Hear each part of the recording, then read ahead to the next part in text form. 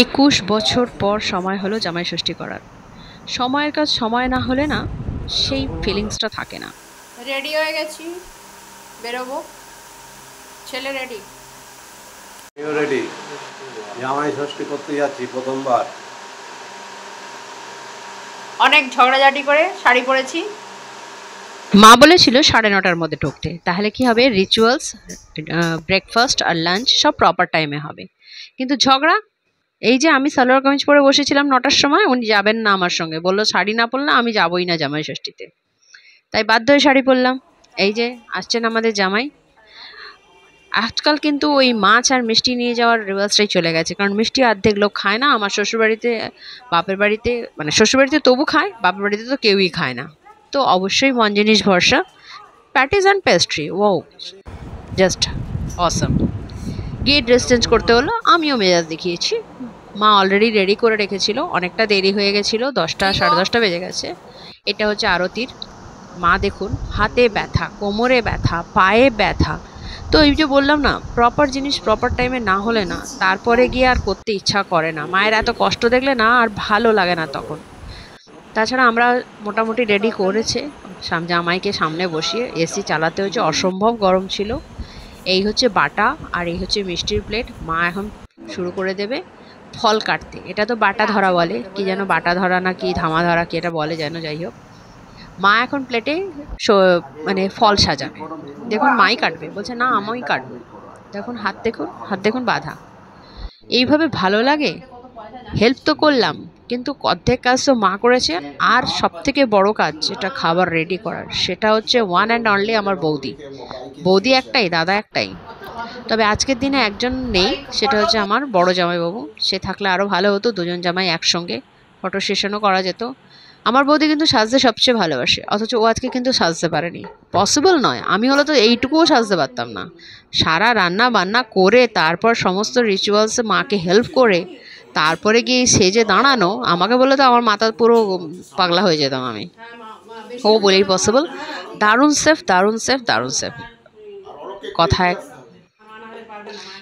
প্রথমেই ওই টিকা ফিকা রিচুয়ালস যা কিছু আছে, একদম পুরো সব কিছুতেই তো ওই টিকা বা আরতি বা তাপ দেওয়া বা আশীর্বাদ করা এসব তো থাকেই।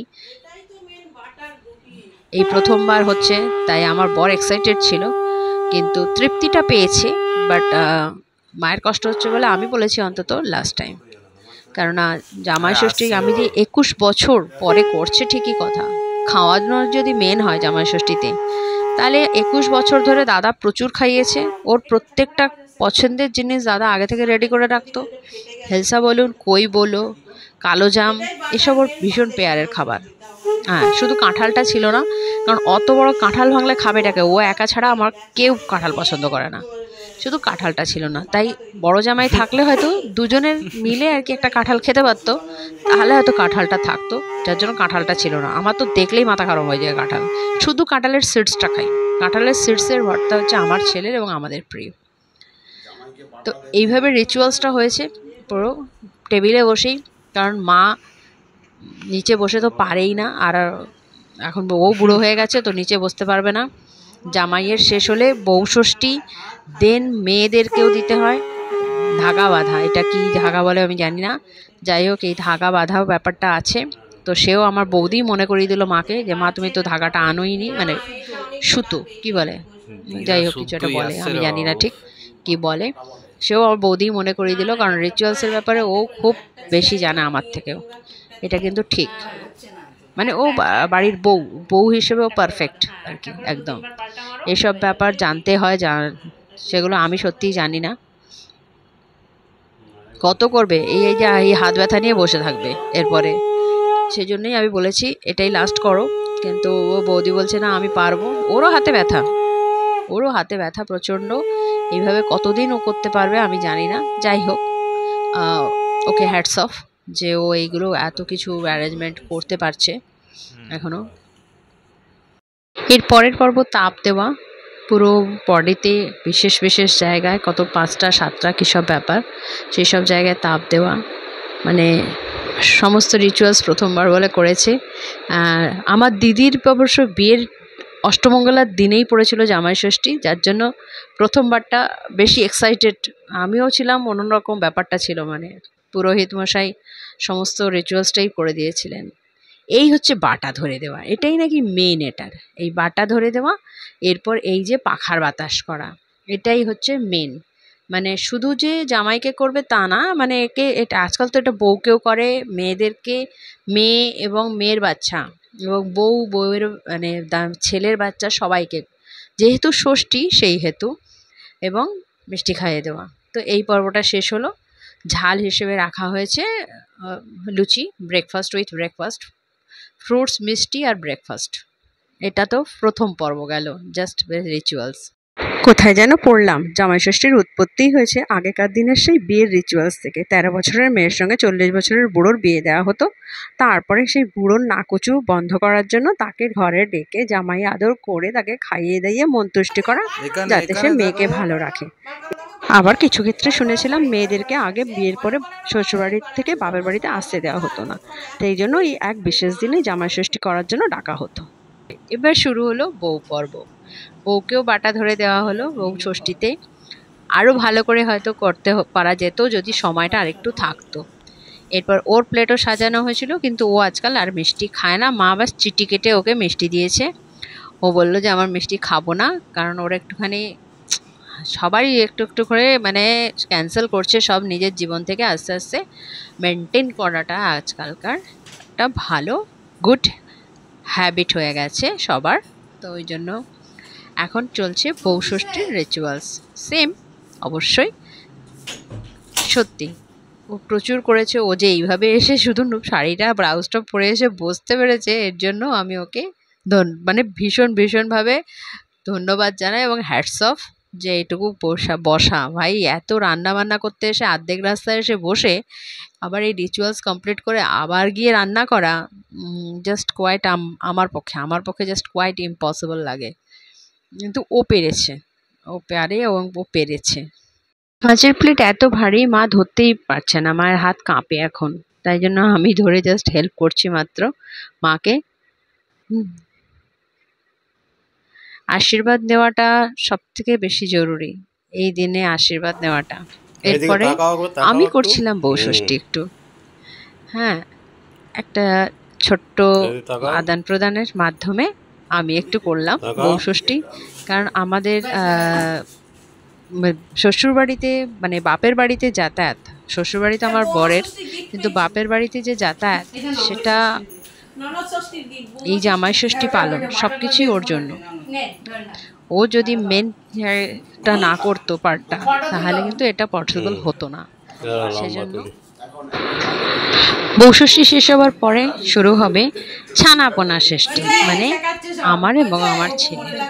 কারণ দাদার মেয়ের পুরো সপ্তাহ কাজ করার পর ও স্যাটারডে আর সানডেটা চিল করে।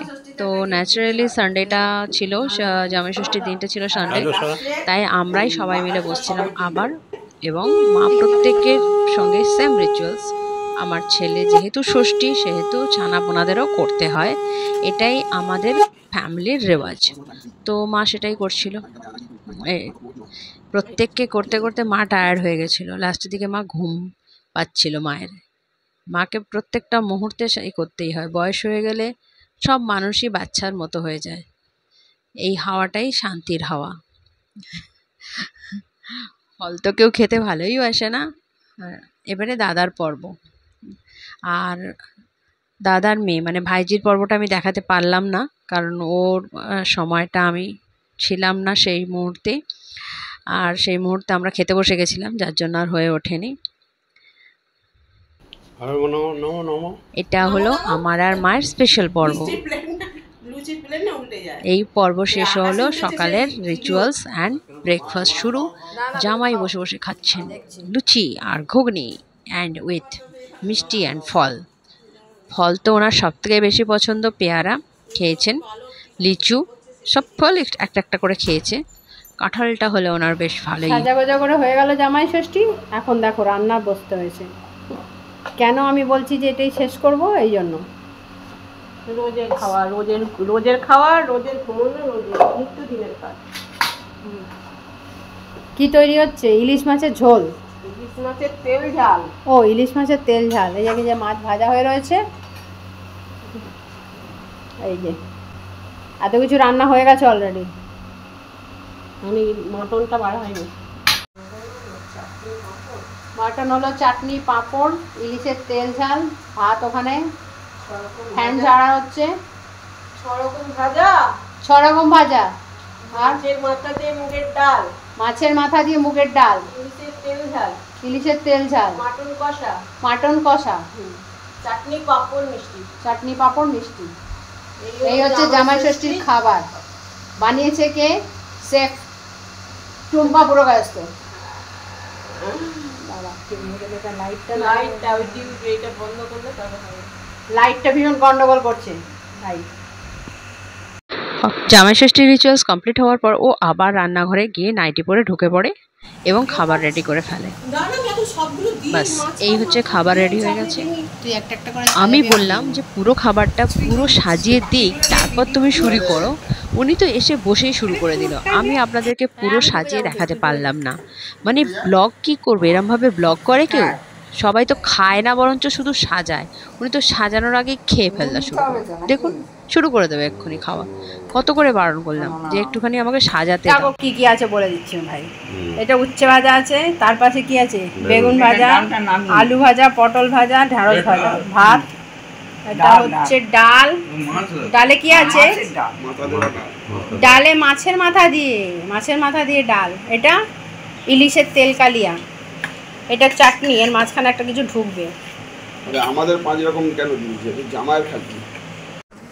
যা যা পুরো তো আসলোই না, তার আগেই খাওয়া শুরু করে দিয়েছে জামাই। আবার লঙ্কা নিয়েছে, আবার নুন নিয়েছে।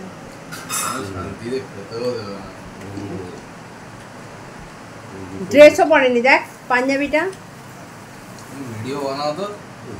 কেন ড্রেস পরবে না কেন? হ্যাঁ, আমাকে সবসময় খচখচ করে। না, স্পেশাল অকেশনে ফটো নিতেই হবে, সব খেতে চালু করে এমনি বেড খুলে ওটা ফটো দেওয়া। শব্দ শোন, বাংলার শব্দ শুনলে একদম স্পেশাল এইটার জন্য কাজবাড়ি হয়েছে। এই মাথা দিয়ে ডাল, মাছের মাথা দিয়ে ডাল। সবাই বসছে আজকে সবাই মাথা। ভাইজি যাই হোক, 2:30টার মধ্যে মোটামুটি খাওয়া দাওয়ার পর্বটা শেষ হয়ে গেল। বৌদি খুব তাড়াতাড়ি সব সার্ভিস দিয়ে দিল। এবার আমি দেখাই আমার দিদি কিভাবে অ্যারেঞ্জমেন্ট করেছিল। এই হচ্ছে আমার দিদির অ্যারেঞ্জমেন্ট, দিদির ঘরে তার নতুন জামাইয়ের জন্য, জাস্ট 3 বছর বিয়ে হওয়া জামাইয়ের জন্য। কেই বলে সময়ের কাজ সময় করা। এবারে চলুন, শ্বশুরবাড়িতে যখন জামাই এসছে তখন শ্বশুরবাড়ির কিছু পূর্বপুরুষদের আমি দেখাই। এটা হলেন আমার গ্র্যান্ড পা অন্নদামোহন পুরকায়স্থ, আর ইনি হলেন আমার কাকু অচ্যুতানন্দ পুরকায়স্থ। এনার কথা না বললেই নয়, এনার কাছে জামাই ষষ্ঠী বলে আলাদা কিছু ছিল না। জামাই বাড়ি এলেই জামাই ষষ্ঠী, মানে সেদিনকে ভুরি ভোজনই করিয়েই ছাড়বেন, মানে জামাই ষষ্ঠীর থেকেও বেশি আয়োজন। আর এটা হলেন আমার বাবা। হ্যাঁ, আমার বাবা আমার কোনো কিছুতে বেশি যে পার্ট নিত তা নয়, কিন্তু কোনো কিছুতে অনুৎসাহ ছিল না এইসব ব্যাপারে। তো এই হলো আজকের মোটামুটি জামাই ষষ্ঠী, বউ ষষ্ঠী, ননদ ষষ্ঠী। তো কেমন লাগলো জানাবেন, ভালো লাগলে লাইক, শেয়ার, সাবস্ক্রাইব করবেন।